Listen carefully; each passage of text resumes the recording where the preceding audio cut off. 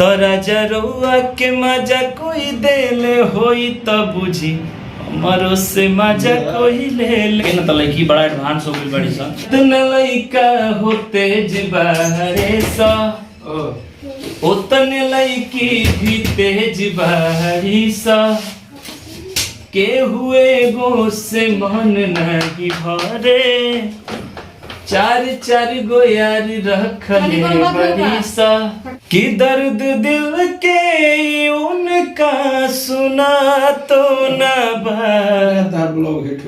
हर कोई के करा से कहल भी जा। दोस्तों स्वागत है आप सबका फिर से एक नए वीडियो में। और आज हम आए हुए हैं पटना के एक सेट पे जहाँ पे मिले हमें ब्रजेश सिंह भैया। तो कैसे हैं भैया? बहुत बढ़िया है। और सबसे पहले हमारे भाई का जो ये ब्लॉग चैनल है, इस चैनल के माध्यम से जितने भी लोग देख रहे हैं, सबसे पहले सबको दोनों हाथ जोड़ के पौलगी बा बिनती बा निहोरा बाटे कि हमारे भाई के चैनल के आप सब सब्सक्राइब करी जा और आगे भाई। और भैया यहाँ पे अभी आए हुए हैं, क्या कुछ मतलब धमाका आने वाला है अभी? बहुत सारा धमाका होने वाला है आदिशक्ति कंपनी के माध्यम से। आज आदिशक्ति कंपनी का शूट चल रहा है, हम लोग शूटिंग के सेट पे हैं, भाई मेरे आए हैं और सारे भाई गोलू भाई हमारे है बाबा बनी नन्हे नीतीश जी, वो बहुत ही अच्छे राइटर हैं नन्हे बाबा, जो कि एक से एक गीत लिखते हैं। तो आज आदिशक्ति का शूट चल रहा है और आप लोगों को बता दें कि बस 1-2 दिन के अंदर DRS म्यूजिक के यूट्यूब चैनल से बहुत ही बवाल सॉन्ग आने वाला है, बहुत ही प्यारा सॉन्ग। तो आप सब जरूर देखिएगा और अपना प्यारा से बात दीजिएगा। और भैया आपका एक सॉन्ग आया था, बवाल से याद आया कि एक सॉन्ग आया था जो कि काफ़ी ज़्यादा मतलब उस टाइम बवाल मचाया था, जो कि था कि राजा रउआ को मजा कोई देले हुई तो हमरो से मजा कोई ले ले, यही से करके कोई सॉन्ग था, बहुत चला था जी। जैसे बहुत सारा प्यार मिला, बहुत सारे लोगों ने पसंद भी किया क्योंकि बात भी अच्छा था। और हमेशा वो खत्म होने वाला सॉन्ग नहीं है, वो ऐसा बातें है कि हमेशा चलता है। जब ये लोग सवाल करेंगे तो शायद ये तू सवाल मत करे, मेरा जरूरी तो ऐसा चीजें बाटे कि वो आदमी करबे करेला, तो वैसा सवाल लिखे करे के ना तो लड़की बड़ा एडवांस हो गई बड़ी सा होको सका है ना, डिजिटल दुनिया हो गई बैठे तो सब कुछ बदलत आते। तो सुना देंगे भैया, तो अगर गा कर अगर सुना देंगे तो दर्शक को अच्छा लगेगा। लड़का के लाइन बटे कि हमरा से शादी के ससुरा में आइलू, अरे सचे तू बोला कुंवर में का कहलू, तो तोहर नैहर में रहे का कोई, हाँ कोई, तोरा जरुआ के मजा कोई देले होई त बुझी मरो से मजा कोई ले ले होई। काफी अच्छा सॉन्ग था, काफी ज्यादा धमाल मचाया था सभी जगह, मतलब यही चल रहा था उस टाइम जब आया था और अभी भी चलता है। और भैया थोड़ा सा टोप दिए थे भैया, एक तरफा बजना था ये गाना पूरा लगन 1 साल तक पूरा एक तरफा बजा है। उस समय आपको बता दें, उस समय टिकटॉक का जमाना था। टिकटॉक का जमाना था, टिकटॉक पे मैंने सबसे ज्यादा टिकटॉक हमारे ये गीत पे लड़की लोग बनाई थी, करीब 1 करोड़ प्लस था हम लोग। अच्छा लड़कियों के लगाए थे आप तो बहुत ही ज्यादा प्यार मिला था और हमेशा मिलता है, चाहे स्टेज के माध्यम से हो, एल्बम के माध्यम से हो, चाहे और भी सर्किल समाज में सबका प्यार मिलता है, तो बड़ा खुशी होता है। ऐसे ही प्यार बनाए रखिए आप सब। और हम अपने मन से एक मेरा जो दिल के करीब गीत है, हमेशा बड़ा ही यूट्यूब पे वायरल है क्योंकि हम वो चीज दिल से गाते हैं। सैड सॉन्ग मेरा बड़ा फेवरेट चीज है, सुना सैड सॉन्ग हम बड़ा दिल से गाते हैं। हो जाए कि दर्द दिल के उनका सुना तो ना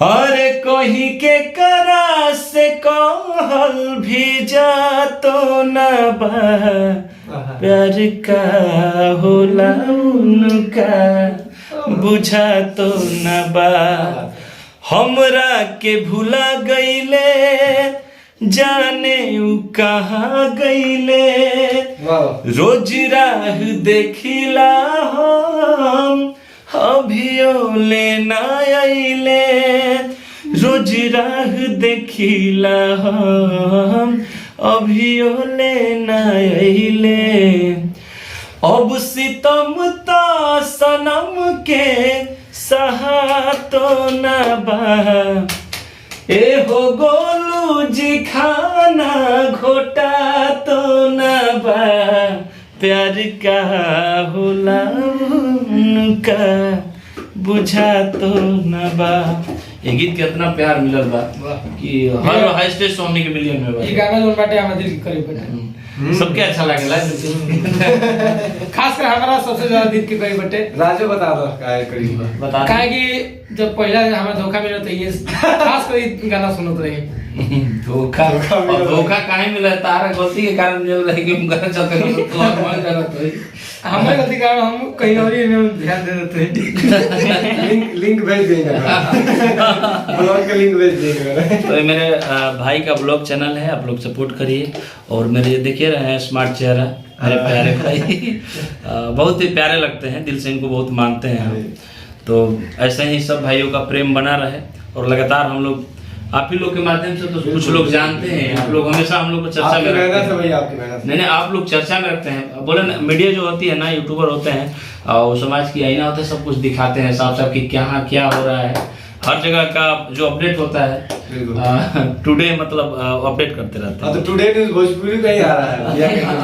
देखिए अच्छा टुडे न्यूज़ भोजपुरी आ रहा है। बोल और एगो सही बात बताई तारा के एगो सारे का संगीत गौले रही हाँ। ब्लॉग चला था, हमने कुछ दिल के भी बात हो जाए। बिल्कुल बिल्कुल। तो एगो गाना रहे बड़ा कि जतन लइका होते जिबारे सा उतने लइकी भी तेज बारी सा के हुए गो से मन नहीं भरे चार गो यार रखले बड़ी सा कि प्यार के मतलब सुतल खाली सेज हो गइल बा।